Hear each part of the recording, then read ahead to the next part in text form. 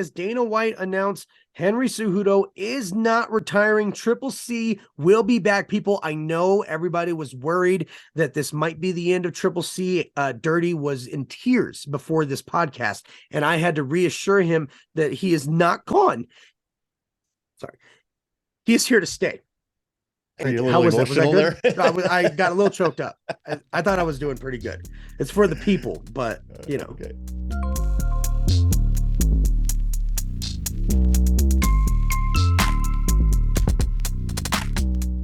What is up, everybody? It is Dirty and DZAN. What is up? We are on our stuff today. It is Friday, June 23rd, 2023. Hit the like button. Share this with all of your friends. Comment down below. Bitch. Go ahead, hit it. NHL is over, so we're not talking about that. We can't start it off with that. Well, actually, we are. He's hitting us with it. Yeah, well, next Wednesday is day one of the NHL Draft. I thought you were gonna say preseason already. I'm like, Yeah, well, right, it's not far. But I was watching Steve Yzerman's presser yesterday. Yep. And I've seen a lot of people talk. I've seen a lot of people say a lot of things that they read into his presser. I didn't hear the things they heard. Was it like a lot of tinfoil hat kind of things that they're thinking? No. It was like there were people reading into his words that somehow they believe that he's going to make a move on draft night for a trade. I didn't hear that at all. At all. I don't know maybe watch different pressers. Maybe I missed one. Maybe you just didn't have the captions on. I don't. Maybe they cut it out. The version that I watched from the Detroit Red Wings YouTube channel. Right. The official channel. Yeah. Yeah. But I hope that is the case. I hope I'm wrong. I hope I didn't hear something. I don't know, but Alex DeBrincat needs to be a Detroit Red Wing. And I realize Stevie's got this idea that we need to get bigger, which we do. But we also, more importantly, I think we needed a goal scorer. And Alex DeBrincat is proven to be that guy. And I think he could be had at the right price because he's from Southeast Michigan, Detroit area. It's got to happen, man. It's got to happen. I'm trying to wish it into fruition. If anybody can do it, Dirty, it's you. And we all know that. Thank you, brother. And we all know that. I hope you're right about that. I have the utmost. Yeah, I believe it all. I believe it all. Listen, guys, before we transition into some MMA topics, Dirty said something very interesting last week. You got shit together? Connor's the only one not going to jail right now. No, he's killing it right now. He's killing it right now. Is he? We'll get to that. And that same day, after we were filming the podcast, he was accused of assaulting a young woman at the Heat NBA Finals, where he knocked out the mascot in a failed sketch. Your boy, that's not good news for him then. Listen, that's a lot to unpack, but this bitch is crazy. Okay. Let's start there. All right. You start with one thing. I take it serious. I am a self-proclaimed feminist. Okay. Dirty D texted me, hey, did you hear about this? The same day we just wrapped up the podcast. All seriousness. No, I have not. Did my research, looked into it the very next day. The story changed again after videos came out. Then photos came out. She changed the story again. Statements have been released. She is insane, Dirty D. And if she thinks that she is going to take down the goat of all billy goats, she is fucking ridiculous. Tell me I'm wrong. Your boy's in trouble. He is not in trouble. My boy is not in trouble. He is not. Your boy's in trouble. He welcomes all litigation. He is an innocent. He's innocent. I'm sure he does because he can afford the attorneys to fight her. Well, that, yes, absolutely. But side note, she's I'm wrong. just fucking with DZAN. Listen, guys, I watched all the videos And blood pressure is going up. Okay. All right. Bringing it down, bringing it down. It's not a good look for her and any of the videos. And then the kicker for me and I just found this out today. She's claiming that the Miami Heat, an NBA organization in the United States of America, is that they offered her $100,000 to keep her mouth shut. Mm-hmm. That was the dagger for me. That was the dagger for me, because I cannot believe that for 1 second. Mm-mm. Conor McGregor is not represented in any way, shape, or form by the NBA. As a matter of fact, you might say they were a little bit pissed off about the fact that they just knocked his mascot out. Just a little. So you would think at the very least, they would stay in the middle of this, in the middle of the road for this thing. Yeah. They're not going to side with Conor, who they're upset with right now. Also, they're not going to help him force a woman into a the entire thing sounds ridiculous. And on a very serious note, this just destroys credibility for a lot of those women and men alike who go through this shit, who actually suffer through these horrible things and horrible situations and have the courage to speak up, and then they're slighted. They are treated as though they're lying because people like this trying to get money. And it's disgusting, dude. It's disgusting. It's despicable. It is. And there are some legit, 95%, I would guess, at least 90% of claims that women make are legit points. Yeah, absolutely. They're real events that have taken place.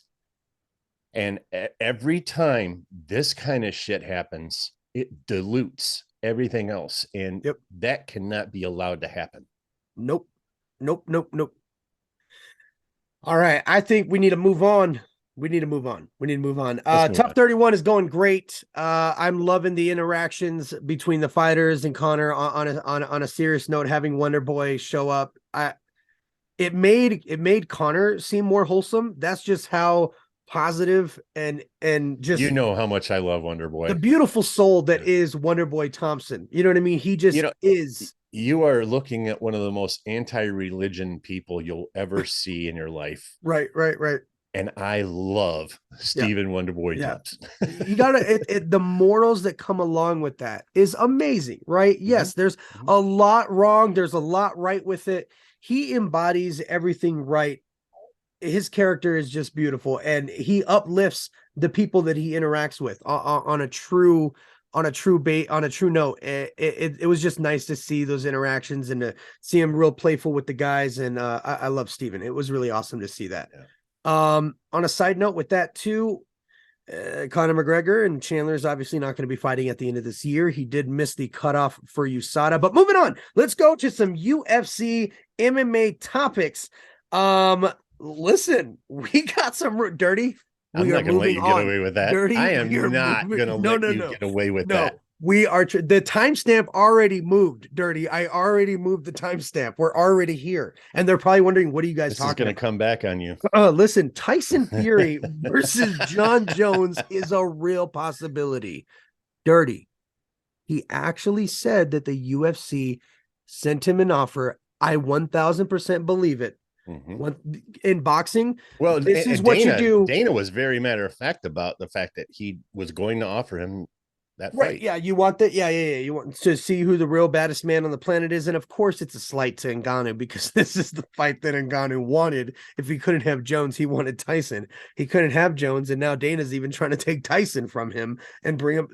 It's incredible. He refused to budge with Ngannou on any kind of crossover, but then the moment that Jones is in the position, he's got some Dana White privilege, and Dana's like, yes sir, let's do it. You want to see you're the real baddest? Dana White privilege is so real. It's so real. It's so real. Obvious. It's so obvious. And who was the one that was it? Tony Ferguson that coined I don't know Oh, I who think it coined was. it. I think it it was, was but because they were talking about Chandler, right? yeah, I think they were talking about Chandler. I believe so. Yes, I Yeah. think it was beautifully coined, and it will forever stay because it is Mhm. so true. Yeah. Now listen, these are hybrid rules that they're talking about, so we don't know if that means obviously not just boxing. There might be some grappling. Maybe it's only clinch work and not ground game. Well, listen, we know if they box, Jones is in trouble. There, no doubt about it.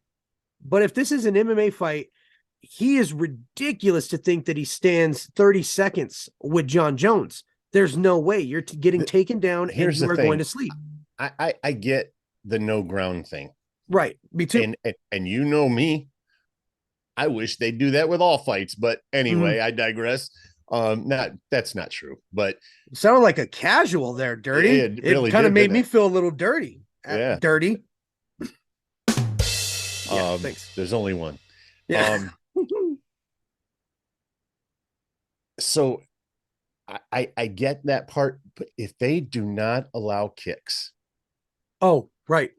that's a They have big to. problem. Oh, it is a big problem. Yeah. Elbows, kicks, And some clinch, dirty boxing. If they're going to be standing up, you have to give Jones some edge too. It can't just be, standing straight only. boxing. Let's Right. just, okay, you know what? If you want to just say standing only, that's a lot for Jones to work with, and you are in trouble.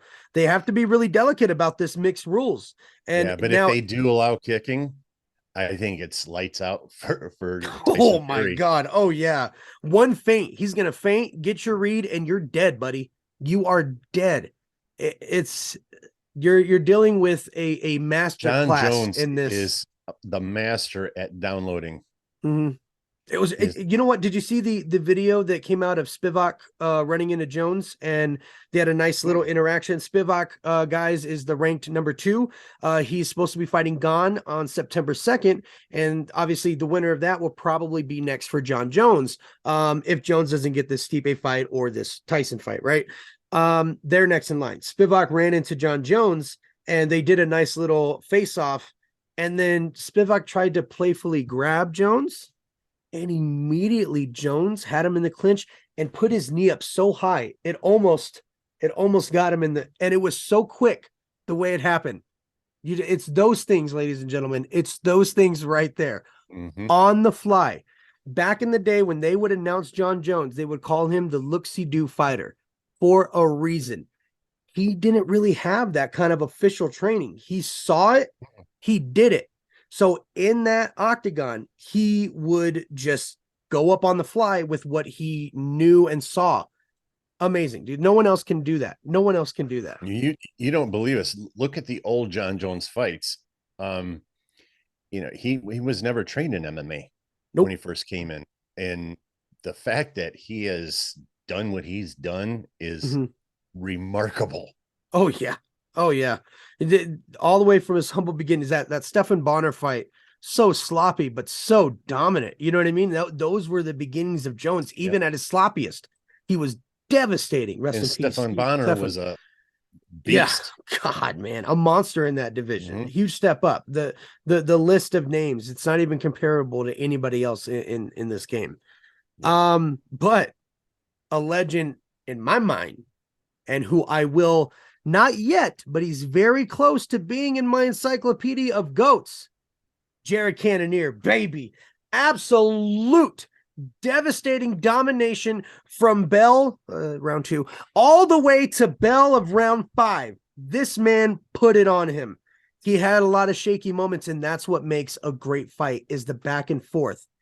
I saw this video come out, Dirty D, last week of Vettori having the toughest chin in the UFC. And I'm like, that's the stupidest thing I've ever heard. And then the fight came out. There was like science. They actually did like science and broke it down. I mean, I out of any fighter, he has a strong chin, man. This is in history. I mean, in history, of every UFC fighter to ever exist. Right. Right. You're right about that. I was thinking there's a lot, like the damage. There's a lot of fighters who have taken a lot of Gagey, who have taken so much damage, Brian Ortega, Ferguson, and not quit, have not been knocked out. And I'm like, it was just a surprise to see that Vettori topped the list. And that was before this Cannonier fight came out. Right. And then this happened. And Oh my God, just the granite chin on this man. How many times, Dirty, did he get hit? Flush, square, counter, checks. I mean, the man The would ground. stumble, but never, ever fall. Yeah, The it most was respect unbelievable. to Yeah. Marvin Vettori. I've Yep. never really liked Marvin Vettori, to be honest, but the Italian Dream has definitely won my respect from here on out. Yeah. What an amazing fight. Yeah, I was talking about that exact same thing with my wife. That fight was so dominant past the first round. Yeah. And by the way, who the judge was that gave him Vittoria a second round? Price Al. Yeah, maybe. Or But Dean. I was no her Dean ref. No, it's a Sam. It's something Dean Alvey or something Oh, like that. It's one of the other I see. judges that Yeah, absolutely suck.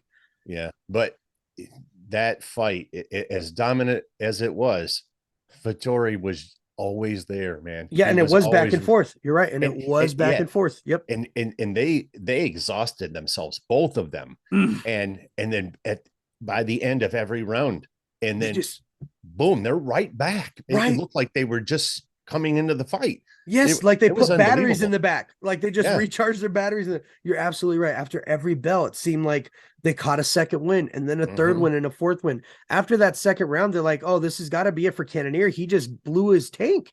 Right. And then it just kept going. And the output from both of them absolutely incredible, man. These are one of those fights. This is definitely a fight of the year contender, man. Definitely fight of the year contender. And Cannonier, of course, gets another record.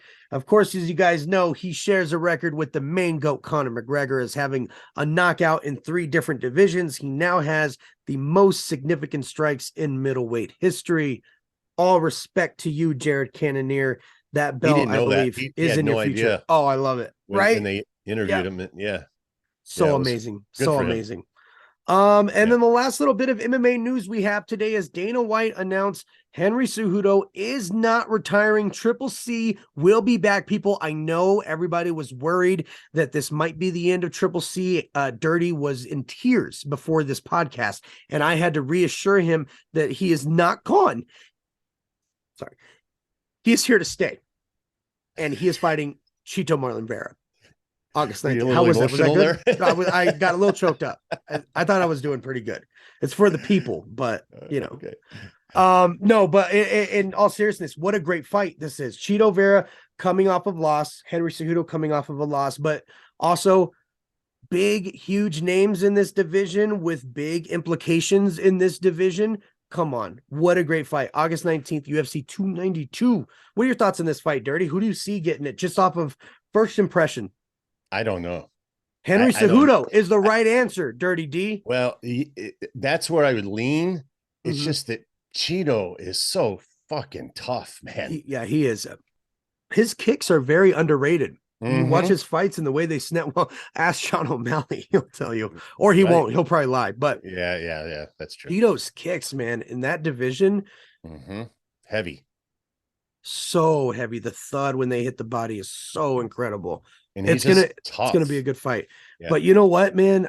I don't think he has jiu-jitsu for sure, but the pedigree that Henry has on the ground, dude. If it goes to the ground, it's over. It's over. It's over, man. It's over. I see this being a great fight for Cejudo and dangerous, but great fight for Chito if he, gets to become the victor. No. If Chito wins this fight, he's next. He's right back in it. He's in it. That's it. This is one that Chito needs. It's a win-win for everybody involved. Given they win the fight. Now, if they lose, kind of ironic though. It's kind of ironic though, because if he doesn't win this fight, he's not out per se because he's fighting killers, right?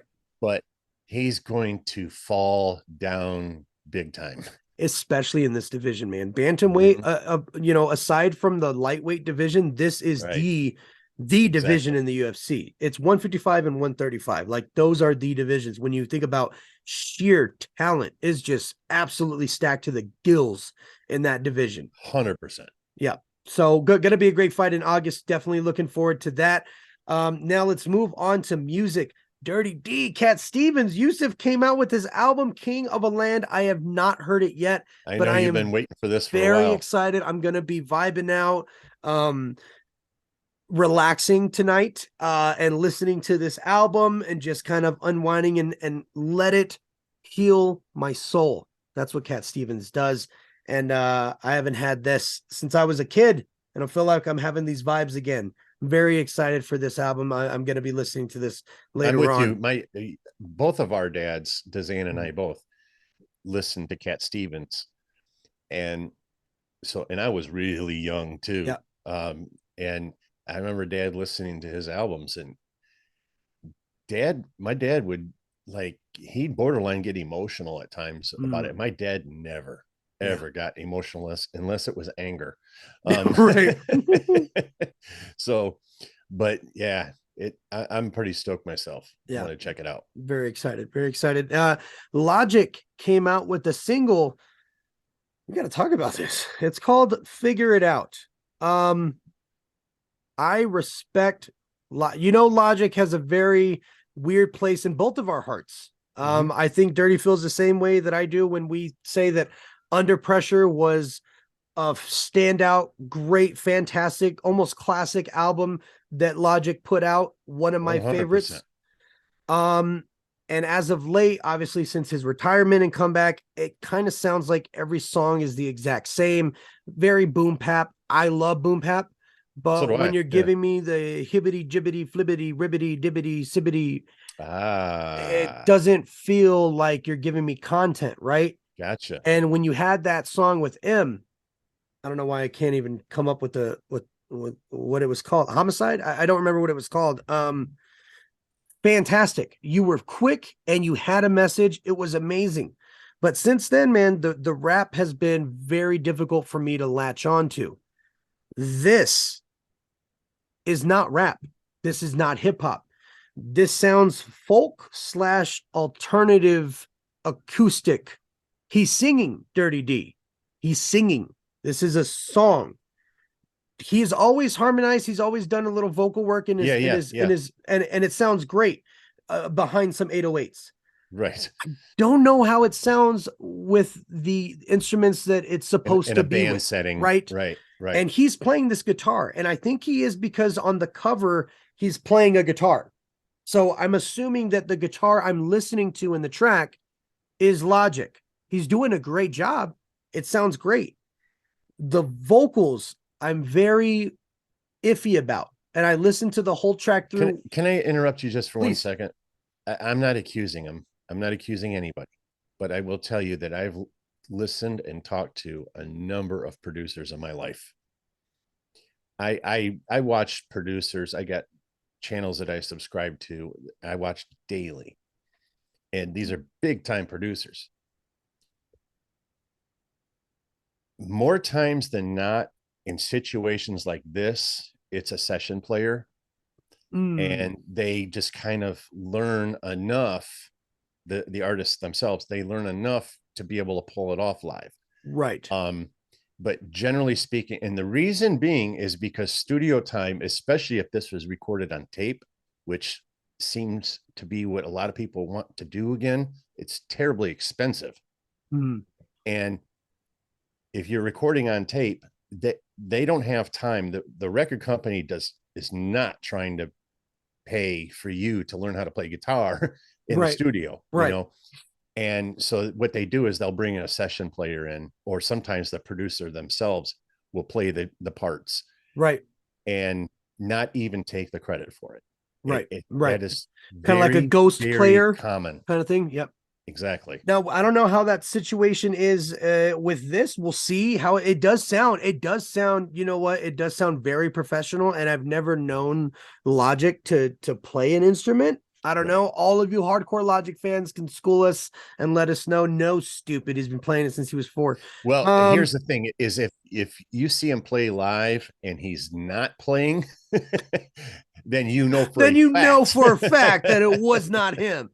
Now, for those that don't know, Lyrical Lemonade is channeled by Cole Bennett. He's this amazing director that does these amazing visual music videos for artists, and he made his claim by working with Juice WRLD, rest in peace. And he had another amazing breakout by being able to direct Eminem's Godzilla music video that came out solely on Lyrical Lemonade. He has a lot of music videos that have garnered a lot of views and attention. It's come out that they're going to be putting out a compilation Lyrical Lemonade album, which I believe will then show on YouTube like all the music videos, which would be fantastic to see. And we have the first single coming out. It is going to be an animated music video, from what I understand. It is Cordae with Juice WRLD in a song called Doomsday. And it will be featuring a cameo from Eminem and Paul Rosenberg. Who's Paul Rosenberg? Are you That's stupid? why we're hearing about it. That's why you're hearing. This is why you're hearing for sure. For sure. It's because of Paul Rosenberg. And Eminem. Yeah, for sure. Dirty D, you son of a bitch. Why do you do that to me? Why do you do that to me? Let me get it out. Just let me get it out. Yes, he will be making a small appearance. Yes, it is sampled from Eminem's Role Model from the 1999 classic Slim Shady LP. You know what I mean? Of course. But all that set aside, I'm excited to hear this. I'm very excited, and I'm really excited to see the music video. Cole Bennett is just such a fantastic. Cordae is a very underrated. Oh my God. Oh my God. That dude is amazing, man. Yeah. He's definitely going to be, he is this newer generations. He's their Kendrick for sure. I mean, Kendrick is not gone by any stretch of the imagination. That's a really good but point. He is. Yeah. When you think about all these new rappers, DaBaby, who's kind of slowly falling off, and which is a shame with how crazy lyrical that guy is. But there's a lot of these rappers that kind of just, they get this bump and then they just fall right off the deep end. And then they're selling 15,000 in their first week. And it's like, whoa, they have 500 people in shows and they have to cancel the show because there's not enough people to attend. That's the day and age that a lot of these rappers are in right now. They get a little pop and then they fizzle out. And in this day and era, from all these rappers coming and going, you're going to see a trend from some of them who stand the length of time and are going to be there through it. And Cordae is that artist. Let me tell you a story. Ooh, story time. One of my all-time favorite bands in the world is Rush. And their first album was mildly successful. Their second album was less than that. Their third album was not successful at all. Their fourth album was not terribly successful. So what did they just decide to do? They go in the studio and they said, you know what? Record company's going to drop us anyway. Let's just do what we want to do. So they recorded an album, and the entire first side is one song, which is what the record company was complaining to them about, was your songs are too long. It was called 2112, and the entire first side was one song. It was broken up into parts, but anyway. One song, yeah. Well, needless to say, they are in the Rock and Roll Hall of Fame. They have sold, like, I think every single album they have sold went platinum as of now. And the reason I bring that up is because when you talk about DaBaby and all of these artists that seem to be like hitting the medium spot and then falling back down, I tell you why. It's because record companies have no patience. If you don't make money for them on the first album, you're done. And it better be a lot of money, not a little bit. You need to turn a serious profit for them or you're done. And that has been the problem that has plagued the music industry for the past 35, 40 years. It's got to be also why you see so many of these independent artists getting so much acclaim and attention now. Exactly, because of how much they're dropping the ball. Well, these independent artists can work through that natural progression as a musician. I don't care who you are, barring a few geniuses. I don't care who you are. You need time to hone in your craft.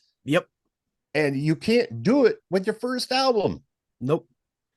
You're finding yourself, man. You're finding your sound. You're still kind of getting. You're learning how to be. work in a studio environment. Oh you're God. learning how to work with a producer and an engineer, and your personal life is changing all at the same time too because of this. Like, there's a lot, man, that people. That's why I hold record companies directly responsible for all of this nonsense.